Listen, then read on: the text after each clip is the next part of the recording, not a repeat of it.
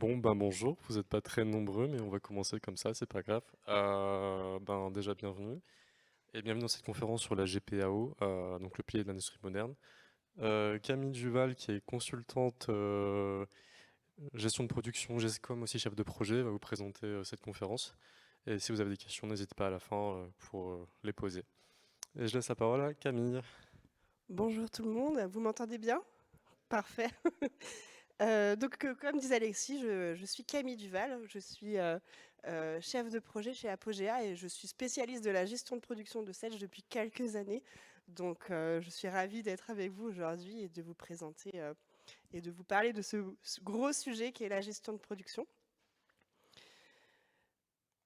On a 45 minutes à passer ensemble qui va être réparti en plusieurs étapes. Donc, premièrement, je vais vous parler un petit peu de la GPAO en général. Donc, je rappelle, GPAO, gestion, production assistée par ordinateur. Et je vais vous parler des chiffres un petit peu globaux. Et ensuite, on va parler de cas concrets, de cas pratiques, des cas clients chez qui j'ai pu mettre en place le logiciel. Je vous ferai ensuite une petite présentation des gros modules de la gestion de production en vous montrant le logiciel pour que vous puissiez avoir une immersion complète et voir un petit peu les écrans de l'outil. Et on terminera par un temps d'échange. Si vous avez des questions, je serai ravie d'y répondre. Euh, voilà, on commence. Donc d'abord, la GPO. Hop, pourquoi c'est essentiel? Donc 16%, c'est quand même le poids de l'industrie dans le PIB français, donc c'est quand même plutôt conséquent. Ça représente environ 245 000 entreprises industrielles, dont la majorité sont des PME-PMI. Donc il faut savoir qu'aujourd'hui, le logiciel Sedge sans gestion de production est un logiciel qu'on intègre principalement dans ce type d'entreprise, plutôt petites, moyennes entreprises. 2,7 millions de personnes travaillent dans l'industrie française. C'est quand même 10% de l'emploi total. Donc pareil, c'est quand même un gros sujet. Et il y a environ 7% d'augmentation des investissements de l'industrie en 2022. Donc c'est grâce à la modernisation des outils de production. En fait, ce qui se passe, c'est que depuis les années un petit peu Covid, je dis ça comme si c'était il y a longtemps, mais depuis le Covid, il y a des entreprises qui ont eu des grosses croissances dans leur activité. Et en fait, ils se sont rendus compte que leur outil informatique de production, leur gestion de production, manquait un petit peu d'accompagnement et du coup de RP, de logiciels pour les accompagner dans cette croissance. Donc, comme je le disais, 40% des PMI françaises avaient entamé leur transition vers l'industrie moderne en 2022, donc surtout par rapport à cette histoire de Covid et à ces croissances. Il y a plus de 65% des PMI qui voient l'IA et le big data comme des leviers importants dans l'amélioration de leur gestion de production. Alors aujourd'hui, dans la gestion de production de Sage, il n'y a pas d'IA, mais j'ai pas trop de doute sur le fait que ça va venir un jour et que ça arrivera très rapidement. C'est un petit peu dans l'ordre du jour, donc le progrès arrive vite. Environ 65% des entreprises utilisent des solutions cloud pour leur gestion de production. Alors, Sage, la gestion de production de Sage, on peut le mettre sous différents formats. Il peut être hébergé sur des serveurs chez vous, dans les entreprises, ou bien sur des serveurs hébergés par Axido ou par d'autres intervenants. Là, on est plutôt libre sur ces installations-là. Et il y a plus 10, plus 20% de productivité en moyenne pour les entreprises. Alors, je vous reparlerai un petit peu de ça plus tard. Quand on verra les cas clients, je vous ai fait un petit rapport entre le besoin du client et les gains apportés avec la gestion de production. Donc, on pourra en reparler ensemble à la suite. 71% des PME placent le logiciel de gestion de production, l'outil de production, comme une priorité numéro 1 dans le choix de l'ERP. Donc ça, c'est vrai, effectivement. J'arrive souvent dans des projets où l'AGP va être la priorité numéro 1 dans le choix du logiciel. En fait, les logiciels de gestion commerciale vont avoir quand même des fonctionnalités qui vont se retrouver chez tous les intégrateurs. On va avoir une gestion de devis, de bons de commande, de facturation. Et c'est vraiment les options de la gestion de production qui va être décisif dans le choix du logiciel. On va avoir des options présentes chez certains logiciels et pas chez d'autres. Voilà. C'est vraiment déterminant dans le choix de l'ERP. 60% des entreprises rapportent une amélioration significative de l'efficacité opérationnelle. On en reparlera après, mais en fait, on arrive à mettre en place la gestion de production jusque directement à la ligne de l'opérateur dans l'atelier au niveau de la fabrication. Donc c'est vraiment inclusif et on va intégrer tous les acteurs de l'entreprise à la production. Et 50% notent une meilleure gestion des stocks et une réduction des coûts de production. Pareil, je vous le présenterai tout à l'heure, on a des menus, on a des outils dans la gestion de production qui nous permettent de réduire les coûts de stockage, d'acheter mieux, en meilleure qualité et à des meilleurs prix, et tout ça pour améliorer l'organisation et le fonctionnement de l'entreprise. Assez parlé de chiffres. Ah non, on va parler encore un petit peu. La GPAO, donc, qui est concernée? Aujourd'hui, il n'y a pas vraiment de frein pour mettre une gestion de production. Le but, enfin en tout cas, la priorité, c'est de fabriquer quelque chose. Il faut que l'entreprise fabrique quelque chose. Après, le secteur d'activité n'est pas défini. Aujourd'hui, on peut très bien mettre une gestion de production dans une entreprise qui a une traçabilité très, très élevée, par exemple dans l'agroalimentaire où il y a des gestions de l'eau, des gestions de date de péremption. On peut aussi mettre de la gestion de production dans des entreprises qui ont des niveaux de précision ou d'audit très poussés, dans le médical, dans le pharmaceutique, ou encore dans des entreprises qui font que de la prestation de services, dans de la galvanisation ou de la découpe laser. On a aussi mis de la gestion de production dans ces entreprises-là. Donc il n'y a pas de secteur d'activité défini pour ce type de logiciel. Le principal, c'est de fabriquer quelque chose et d'avoir envie d'améliorer sa productivité et de réduire ses coûts.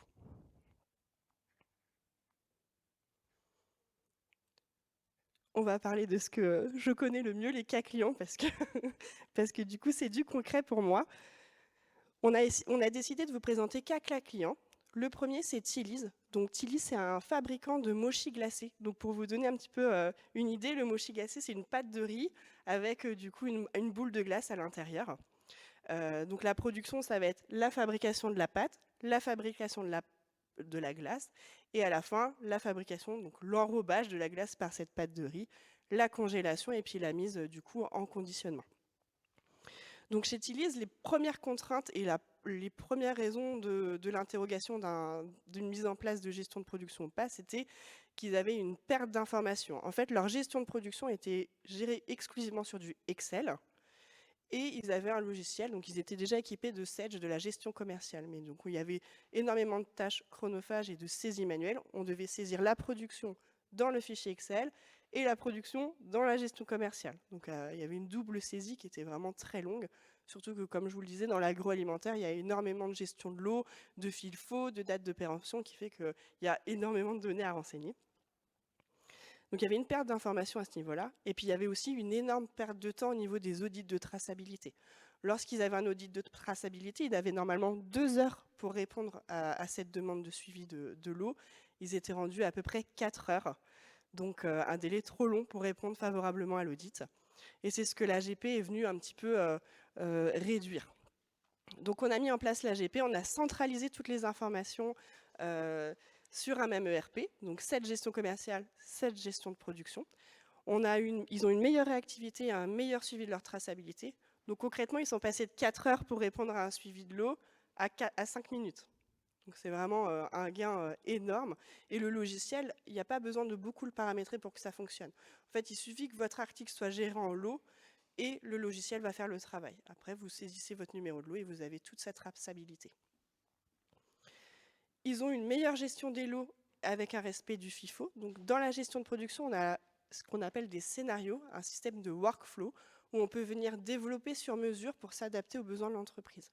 Donc, chez Tilly's, en fait, on a fait des développements qui préviennent l'opérateur qu'il n'a pas pris le bon numéro de lot. Attention, vous n'avez pas pris le bon numéro de lot. Attention, ce n'est pas le FIFO. Je rappelle, FIFO, first in, first out. Le premier lot qui rentre dans l'entreprise, c'est le premier lot qui doit sortir. Ça leur a permis de réduire leurs déchets, en fait. On avait énormément de matières premières qui étaient jetées parce que les dates de péremption étaient dépassées. Et donc, la gestion de production a permis de réduire ces coûts-là. Et en plus de ça, on crée des blocages, on prévient l'opérateur. Si l'opérateur décide quand même de ne pas prendre le lot qu'on lui dit, eh ben, ça envoie un mail au responsable qualité. Et après, du coup, on a un suivi complet de nos matières. Dans un second temps du projet, chez Tilly's, on a mis en place la maintenance. Donc la gestion de production permet de gérer la maintenance interne des machines. Donc ils peuvent aujourd'hui gérer entièrement dans le logiciel les maintenances préventives et les maintenances curatives. Donc évidemment, avec tout ça, ils ont eu une meilleure gestion de leur matière, un meilleur suivi de leur parc et surtout une meilleure gestion de leurs pièces détachées. Donc le calcul des besoins, on en parlera tout à l'heure, va permettre d'acheter des pièces de maintenance et de ne jamais tomber en rupture pour limiter les pannes.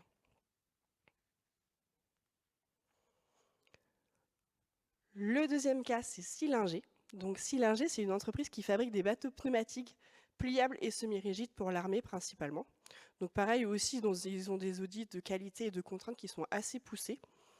Le besoin chez eux, c'était d'organiser leur production, d'optimiser l'organisation de leur production. Et le deuxième gros sujet chez eux, c'était la meilleure visibilité des coûts de revient et des prix. Donc en fait, ils arrivaient avec un produit fini sans savoir vraiment combien ça leur avait coûté.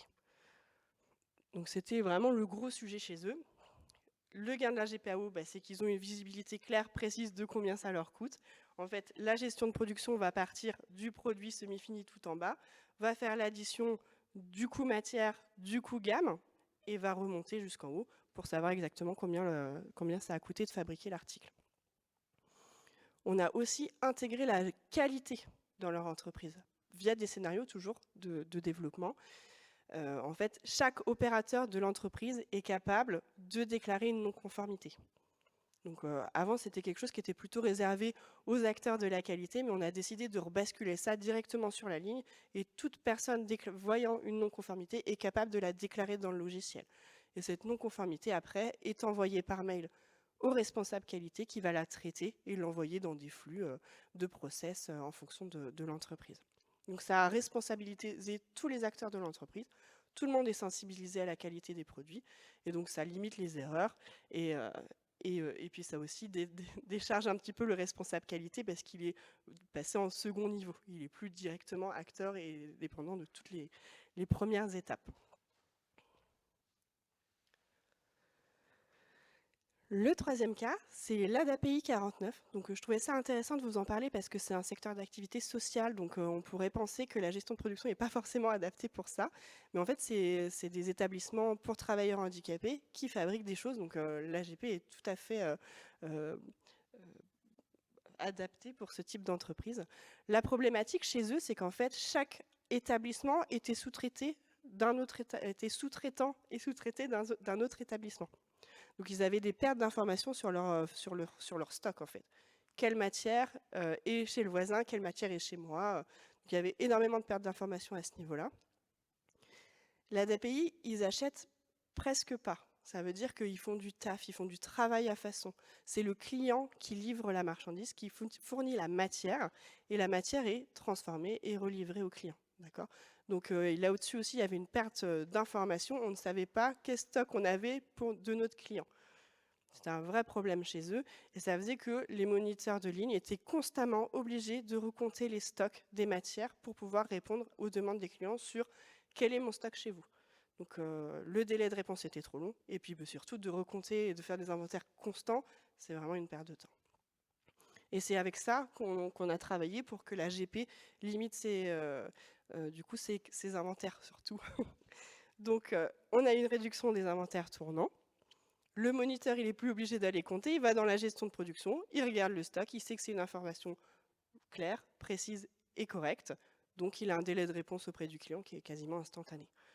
On a aussi une meilleure visibilité et claire des disponibilités matières.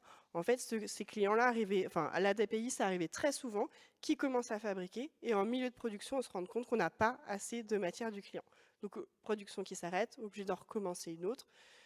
Donc ça a été limité avec la gestion de production. La gestion de production, on clique sur un bouton, on sait si la matière est disponible chez nous ou pas pour fabriquer. Et donc on peut lancer une prod que quand on a tout ce qu'il faut pour fabriquer. Ça évite de changer en cours de production. Le quatrième et dernier client dont on voulait vous parler, c'est Ménard Cato. Alors Ménard Cato, ils sont en production depuis lundi. Donc c'est vraiment le tout dernier client chez qui j'ai pu mettre en place la gestion de production de Sedge. Donc ils font de la fabrication de Montessé aiguilleté. Alors, comme ça, je ne suis pas sûre que ça va vous parler. Pour vous donner un petit peu une image, ils fabriquent, vous savez, les tapis de moquette qu'on a dans les voitures. Voilà, donc c'est la principale fabrication qu'ils font chez eux. Donc Menarcato, c'était un peu différent dans le sens où eux, ils avaient déjà des outils ERP, ils avaient déjà une gestion commerciale et ils avaient déjà un logiciel de gestion de production dans l'entreprise. Mais ce logiciel-là ne répondait pas à tous leurs besoins. Le vrai besoin chez Menarcato, ils avaient envie de pouvoir suivre en temps réel leur production, d'avoir une idée de combien de temps on met réellement pour fabriquer. Donc ça, c'était le premier sujet. Ils voulaient du coup intégrer et impliquer les opérateurs. Aujourd'hui, enfin hier, ils saisissaient tout manuellement et c'est les bureaux qui faisaient la déclaration de production. Aujourd'hui, c'est directement l'opérateur qui fabrique qui va déclarer. Et ils voulaient aussi évidemment intégrer la qualité dans leur process de fabrication. Donc la gestion de production a permis tout ça. On a encore une fois centralisé les informations. On a venu mettre un set gestion commerciale et un set gestion de production. On a responsabilisé tous les opérateurs parce que c'est eux-mêmes directement à la ligne qui déclarent. Et en plus de ça, il y a l'intégration de la qualité dans les scénarios. Donc l'opérateur, il est en train de produire et en cours de production, on va venir lui poser des questions sur la qualité de son travail, sur la qualité de la matière, sur la qualité en fait, c'est un petit peu une option vide, donc on peut en mettre tout ce qu'on veut. On peut vraiment poser toutes les questions qu'on veut à l'opérateur. On a aussi mis en place des contrôles et des blocages sur les matières. Ça veut dire que toute matière qui rentre dans l'entreprise a un statut. Alors chez eux, ils gèrent tout en lot, hein, donc c'est plus facile, mais toute matière qui rentre dans leur stock est mise dans un lot à contrôler et ne peut être disponible et consommée que si il y a un contrôle qualité qui a été fait pour libérer le lot. Et de la même façon, tout ce qui est fabriqué est mis dans un dépôt qualité et ne peut pas être livré au client tant qu'il n'a pas été contrôlé. Il ne peut pas partir de l'entrepôt sans avoir été contrôlé en amont. Donc ça permet des blocages et puis surtout d'être sûr que tout est contrôlé. Et évidemment, maintenant on gère du temps réel. Ça veut dire que l'opérateur va dire « je débute ma production, je termine ma production » et on a une idée du temps réel de production. Donc on va avoir, évidemment, le coût de revient va être calculé sur le temps théorique, mais par contre, on a une analyse très précise du temps réel. On sait très bien, on sait tout de suite si on est juste entre le réel et le théorique.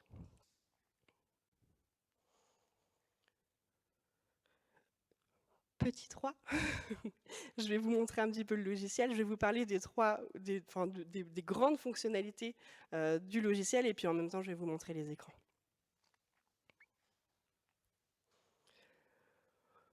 Donc premièrement, le calcul des besoins. Donc ça, c'est vraiment un gros module dans la gestion de production. Le calcul des besoins, c'est quoi? C'est un calcul qui va vous permettre de vous dire, alors calcul des besoins nets, donc ça va vous dire qu'est-ce que vous devez acheter, en quelle quantité et à telle date, et qu'est-ce que vous devez fabriquer, en quelle quantité et à telle date. Alors c'est une proposition, hein, il y a toujours de l'humain derrière qui va activer pour les achats ou pour la fabrication, mais c'est une proposition. Le logiciel va venir prendre en compte tous les besoins de l'entreprise. Les commandes, des prévisions, des stocks mini. Il va prendre en compte des quantités économiques de commandes, des délais de livraison. On pourrait même dire, mon fournisseur, il est fermé en août, on l'intègre dans le logiciel, si vous avez un besoin sur septembre, le logiciel vous dira de l'acheter en juillet. Ça évite les ruptures et ça lisse aussi, ça évite le surstockage. La gestion des stocks, évidemment, la gestion de production permet une gestion des stocks, c'est un petit peu l'idée principale du logiciel.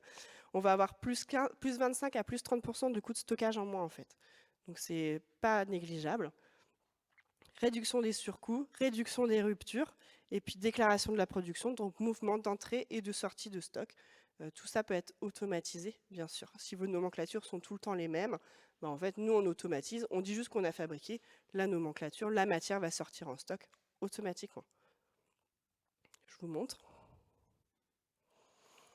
Donc ça, c'est la gestion de production de Sage. Donc le calcul des besoins, c'est un petit moteur de calcul ici, dans lequel on va venir mettre des options, ou pas, d'ailleurs, on pourrait ne pas les mettre. On va pouvoir inclure des prévisions de vente ou d'achat. On va pouvoir prendre en compte des stocks mini, des stocks maxi, et on va démarrer un calcul. Et ce calcul va nous donner des propositions d'achat. Je ne sais pas si vous voyez ma souris. Des propositions d'achat, des propositions de fabrication, des propositions de sous-traitance. J'en parle pas aujourd'hui, mais la gestion de production de Sage, elle inclut entièrement la sous-traitance. Vous pouvez avoir votre gestion de sous-traitance entière et complète dans la gestion de production.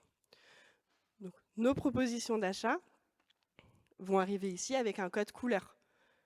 Rouge, on est trop tard pour acheter, on est en retard. Vert, on est toujours dans les temps. Et jaune, c'est une alerte, ça veut dire j'ai déjà passé une commande d'achat, mais par contre, la date de livraison de cette commande d'achat arrive après mon besoin. Donc attention, alerte, il y a peut-être une action à mener. Chaque proposition pourra être modifiée, on pourra changer le fournisseur, on pourra changer la qualité, la quantité, on pourra changer la date, et on pourra analyser via un graphique qui nous expliquera d'où vient le besoin et pourquoi est-ce qu'on nous propose cette quantité. Et côté fabrication, c'est exactement la même chose, avec les mêmes codes couleurs, mais côté fabrication, il faut fabriquer cet article en telle quantité et à telle date. Si je vous donne un exemple, on a cet article-là qui n'a pas de stock mini, pas de stock maxi. On a un stock initial dans l'entreprise de 15. J'ai un besoin de 24 000. Et ben, il va me proposer de fabriquer 23 985 pour retomber à un stock à zéro.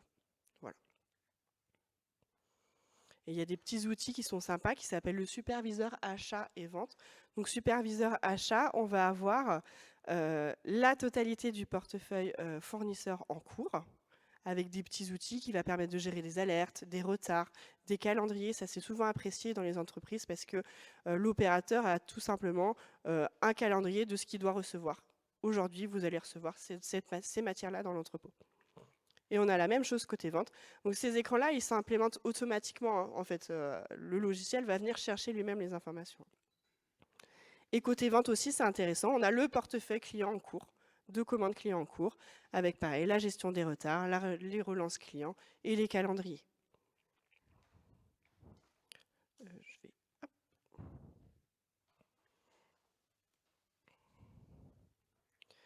Si je vous parle encore fonctionnalité gestion de production de sèche, donc comme je disais, j'en ai déjà parlé, la gestion de la qualité. Donc il y a moins de 30% des erreurs de production avec un ERP de GPAO. C'est notamment dû au fait qu'on implique tous les opérateurs de la chaîne à la qualité et puis qu'on crée des blocages et des suivis. Le menu qualité va permettre de gérer les dossiers de non-conformité avec des traitements et des actions et des process et des relevés qualité au niveau de la production ou de la réception des matières. La traçabilité, j'en ai aussi rapidement parlé tout à l'heure, donc plus 43 d'amélioration de la visibilité globale avec un ERP de GPAO. Donc en fait, on a un accès immédiat aux données. Je vais vous montrer. Et on a un suivi des matières premières et des produits finis avec une traçabilité ascendante et descendante complète. Sans grandes options, sans grand paramétrage d'ailleurs, parce que ça se fait tout seul. Si je vous montre la traçabilité, on a un petit menu ici, traçabilité. On va venir chercher notre article. Hop.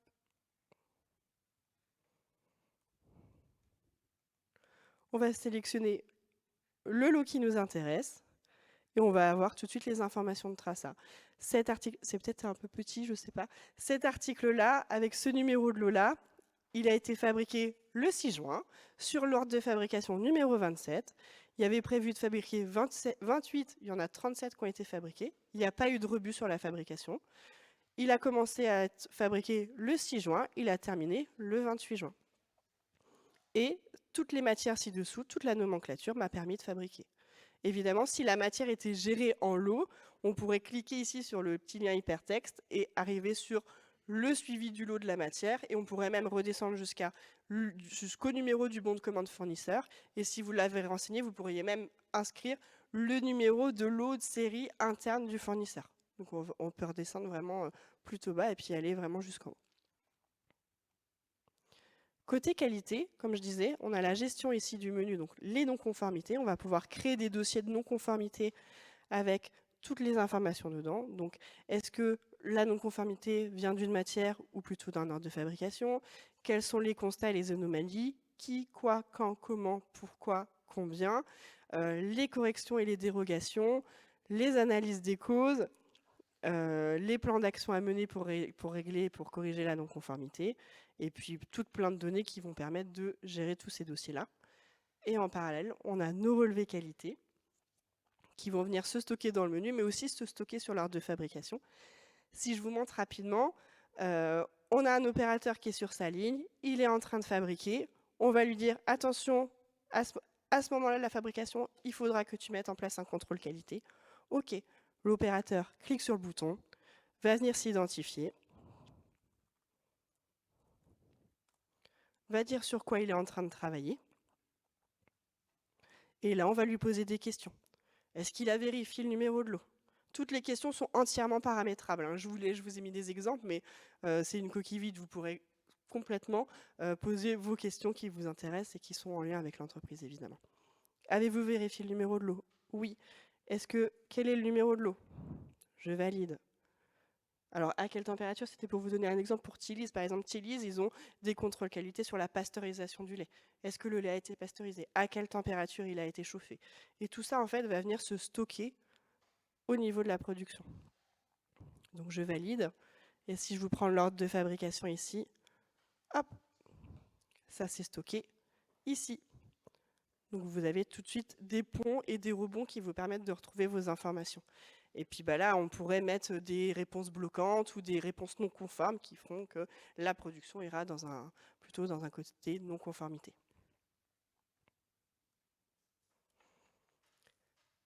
Si je continue sur les 3 encore dernières fonctionnalités de la gestion de production, donc on a le système de workflow. Le workflow et les scénarios, c'est ce que je viens de vous montrer à l'instant. C'est le fait de cliquer sur un bouton et d'avoir des questions auxquelles on va répondre. Et ces questions-réponses vont amener à des traitements dans le logiciel.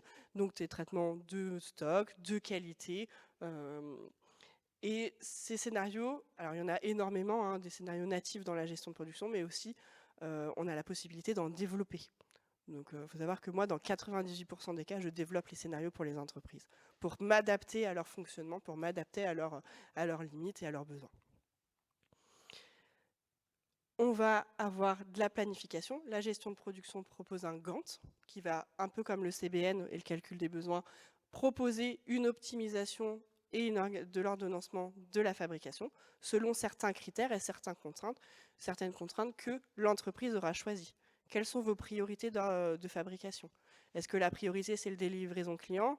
Est-ce que la priorité, c'est cette machine ne fonctionne qu'avec cet opérateur?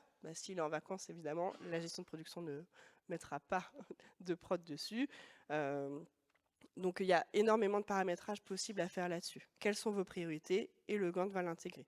Vous pourriez avoir plusieurs machines, une manuelle, une automatique, et dire, moi, je voudrais que la plupart de mes OF soient planifiés sur ma machine automatique. Donc là, la gestion de production va prendre cette information en compte. Et la maintenance, donc comme je disais en début chez Tilly's, toujours, on a la possibilité de gérer la maintenance interne de vos machines dans le logiciel. Maintenance curative, maintenance préventive. Donc il y a quand même moins 25, moins 30% d'arrêts imprévus. Plus on fait de la prévention, moins on a du curatif derrière. Et on a la gestion de planning de maintenance pour les opérateurs, pour les personnes qui font de la maintenance. Si je vous montre rapidement le Gantt, hop, je ferme mes écrans. On va avoir, comme le calcul des besoins, un moteur de calcul avec des options qu'on va démarrer et qui va nous afficher un planning. Voilà, ça ressemble à ça. On a un Gantt qui nous optimise notre production en fonction des priorités qu'on a mis. Alors c'est toujours comme le calcul des besoins, hein, c'est toujours qu'une proposition, il y a toujours de l'humain derrière, et on a toujours la possibilité de venir dire non, celui-ci, je voudrais qu'il soit plutôt à cette date-là, ça va passer ici, et d'enregistrer le planning et de le relancer.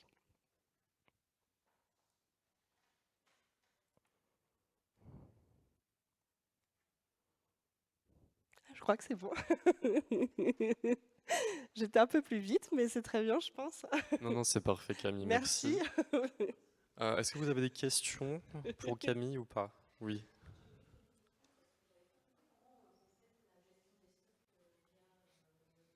Eh bien oui, je ne vous ai pas montré. Ah bah oui. Effectivement, non, vous avez raison. Oui. Hop. En fait, on a plusieurs façons de gérer les stocks dans la gestion de production, soit en saisie manuelle via de la consommation matière, de la consommation différée, mais on a aussi la possibilité de le faire via des scénarios. En fait, l'opérateur va dire, en cliquant sur son bouton, qu'est-ce que vous avez produit, en quelle quantité, et puis tout ça va venir, le développement derrière va venir faire des mouvements de stock. Et en fait, ces mouvements de stock, ils vont venir tous se stocker ici. dans la base de données et vont venir aussi s'écrire dans la gestion commerciale. Il y a un effet miroir en fait dans les deux logiciels de Sage qui fait que peu importe où vous regardez l'information, elle est identique. D'accord? Et donc tous les mouvements de stock vont venir s'écrire ici et vous allez pouvoir retrouver toutes vos informations, hein, les informations de lot, de quantité, de dépôt, et vous allez ici aussi retrouver le numéro du dossier dans lequel il est rentré dans la gestion commerciale. Et donc c'est soit ces écrans de consommation matière qui vont vous permettre de déclarer et de faire des entrées de stock, mais c'est plutôt une saisie manuelle à cet endroit-là. Sinon, on a les scénarios, les ateliers qui vont nous permettre de déclarer de la production. Donc si je vous montre un exemple, on est sur une machine standard. Hop, je suis Sage, je travaille sur cet ordre de fabrication. On va me demander combien j'en ai produit. On va me demander est-ce que j'ai du rebut dans le cas où le rebut est géré dans l'entreprise, parce que ce n'est pas toujours le cas. Est-ce que j'ai terminé ou est-ce que c'est suspendu?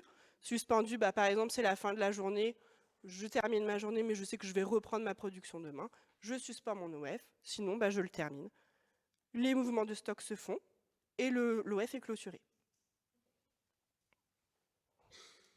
Pas d'autres questions? Oui, effectivement. Alors, c'est la gestion des temps. Donc, c'est soit on a les scénarios de début et les scénarios de fin qui vont nous donner un chrono. En fait, c'est le logiciel qui va le calculer. Et en fait, les temps, ça va venir se stocker ici directement dans l'ordre de fabrication. Je ne sais pas lequel je vais prendre. Je vais prendre celui-ci. Hop, bah non, mauvaise pioche. On a ici une gamme opératoire. Chaque ordre de fabrication, chaque article a une gamme opératoire, une gamme de fabrication. Donc pour celui-ci, bah, on a de la découpe, on a de la soudure et on a de l'assemblage. Chaque opération a une machine associée et chaque opération a des coûts et des temps de production. Donc ça, c'est le théorique.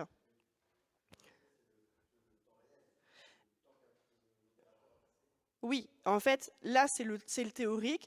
Et en fait, plus vous allez produire, en tout cas, plus vous allez utiliser les scénarios, et plus ici, dans production, les pointages vont venir se faire avec le réel. En fait, on a deux écrans plutôt identiques.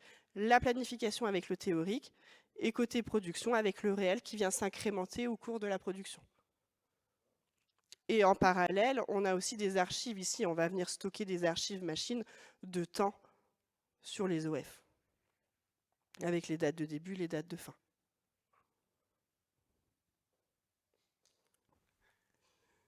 D'autres questions Ça terminées? répond à votre question ou pas?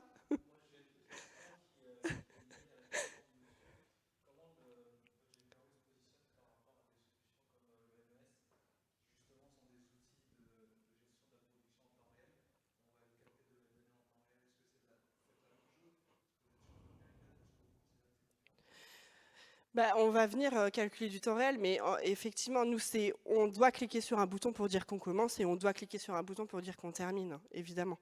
Donc, mais le temps à l'intérieur, c'est un chrono automatique, donc c'est aussi du temps réel. Et ça va venir se stocker de façon... On peut.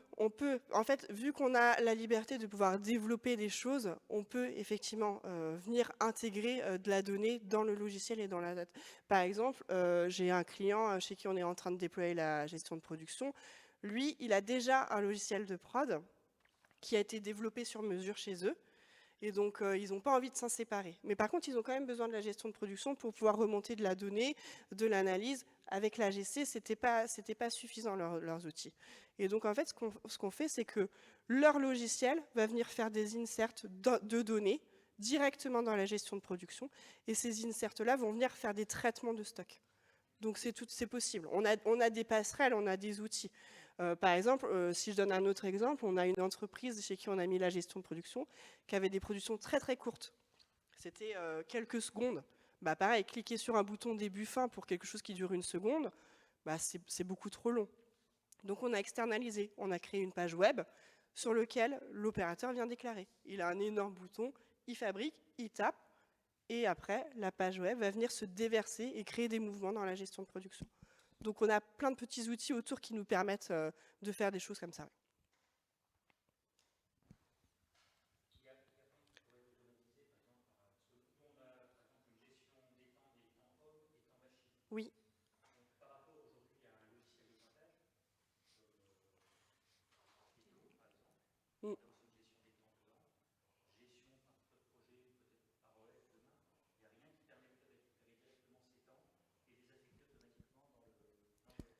Bah si, on pourrait. Si, on pourrait, évidemment. Avec du développement, on pourrait venir.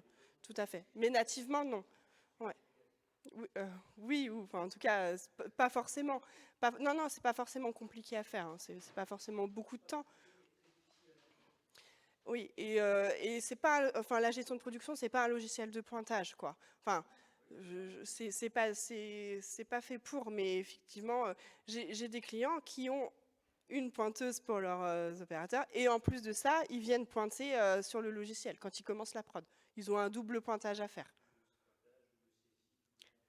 Bah voilà. Après, ça fonctionne pas trop mal de leur côté, mais oui, c'est du poste manuel. Il y a effectivement, c'est adapté pour leur fonctionnement.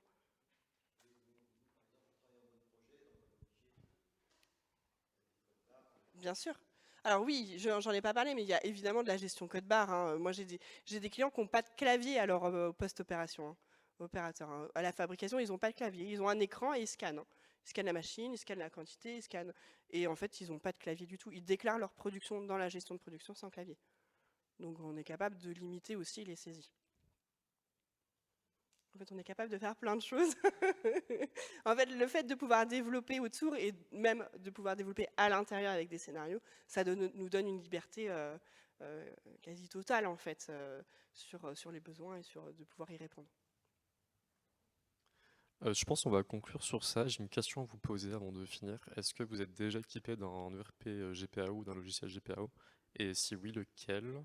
Est-ce que vous êtes équipé Sage en majorité ou Sage, oui. Alors, il faut savoir, c'est que Camille, elle est experte de Sage sans industrie, donc on a décidé de faire cette démo sur ce logiciel-là. Mais on a aussi d'autres ERP en tant qu'intégrateur. On a notamment Microsoft Business Central. Donc, si vous êtes intéressé par ce logiciel-là qui peut peut-être répondre à d'autres problématiques plus spécifiques de votre business, n'hésitez pas à vous rendre au stand et à parler avec les collaborateurs de nos ingénieurs commerciaux plutôt, qui vont peut-être vous faire une démo du logiciel ou à parler avec Camille après si vous avez d'autres questions. Voilà. Donc, si c'est tout au niveau des questions, je vous remercie et merci à Camille. Merci.